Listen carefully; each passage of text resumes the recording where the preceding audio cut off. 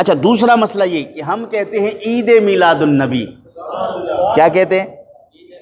عید میلاد النبی صلی اللہ علیہ وسلم. آج سوشل میڈیا کا دور ہے، ہر بندہ عقلی گھوڑے پر سوار ہے، ہر بندہ عقلی گھوڑے پر سوار ہے. عجیب طرح طرح کے اعتراضات، سوالات لوگوں کے درمیان، مختلف قسم کی باتیں. تم ربیع الاول شریف میں 12 تاریخ کو عید کہتے ہو، عید کی نماز کہاں پڑھتے ہو؟ خطبہ کون پڑھتا ہے؟ امامت کب کرتے ہو؟ عید بھی کہتے ہو، خطبہ نہیں پڑھتے، نماز نہیں پڑھتے. پھر ہمارے سادہ لوگ سنی مسلمان پریشان ہو جاتے ہیں. پہلی بات یہ ہے کہ ہر عید کے لیے نماز کا فلسفہ کہاں سے سیکھا؟ ہر عید کے لیے نماز کا فلسفہ کہاں سے سیکھا؟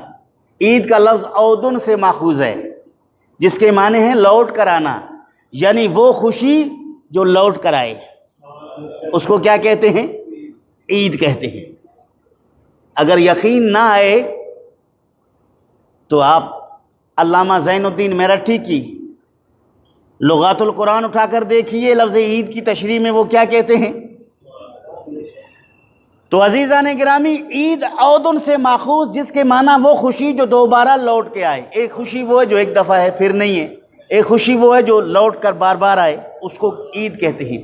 ہم سنی مسلمان نبی پاک کی خوشی ہر سال 12 ربیع الاول کو مناتے ہیں، اس وجہ سے اس کو عید کے ساتھ موسوم کرتے ہیں. ایک اعتراض. دوسرا، 12 ربیع الاول کو تم عید کہتے ہو. اسلامی عیدیں تو 2 ہیں، عید الفطر اور عید الاضحیٰ. یہ تیسری عید تم کہاں سے لائے؟ سوال ہے. ہم یہ کہتے ہیں کہ نبی کریم صلی اللہ علیہ وآلہ وسلم نے فرمایا الجمعۃ عید للمسلمین. جمعہ مسلمانوں کا، بولیں جمعہ مسلمانوں کا عید ہے. مہینے میں کتنی دفعہ مناتے ہیں؟ 4 دفعہ. 4 کو 12 سے ضرب دو، کتنے بنتے ہیں؟ 48. 48 میں وہ 2 شامل کرو، کتنے بنتے ہیں؟ او مولوی صاحب تو 3 عیدوں کے چکر میں ہیں، ہم تو ممبر پہ بیٹھ کے 50 عید ثابت کر چکے ہیں. کتنی عیدیں؟ 50 عیدیں ثابت ہو گئی. جمعے کو نبی پاک نے عید کہا، جمعہ کو مسلمانوں کا عید رسول کریم صلی اللہ علیہ وسلم نے کہا. جمعہ عید ہو گیا.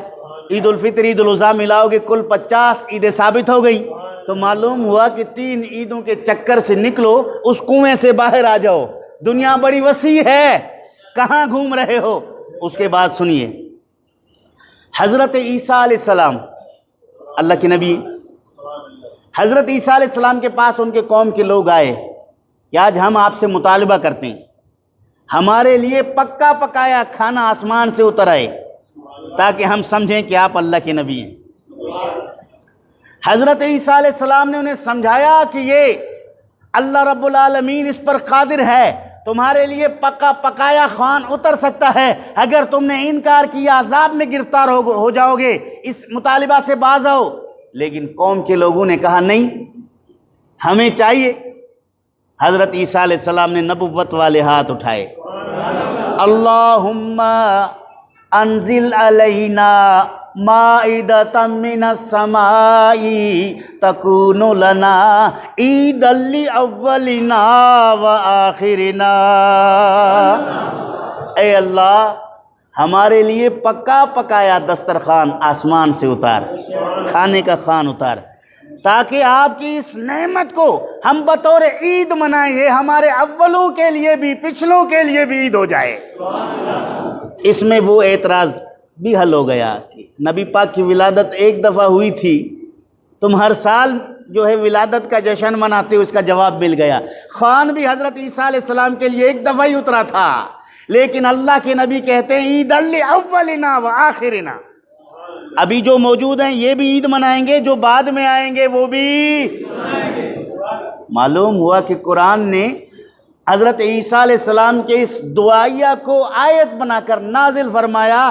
اس پر کسی قسم کا رب ذوالجلال کی طرف سے کوئی ممانعت نہیں ہوئی. تو معلوم ہوا کہ نعمت ملنے پر خوشی بار بار منایا جائے تو اس کی اجازت ہے.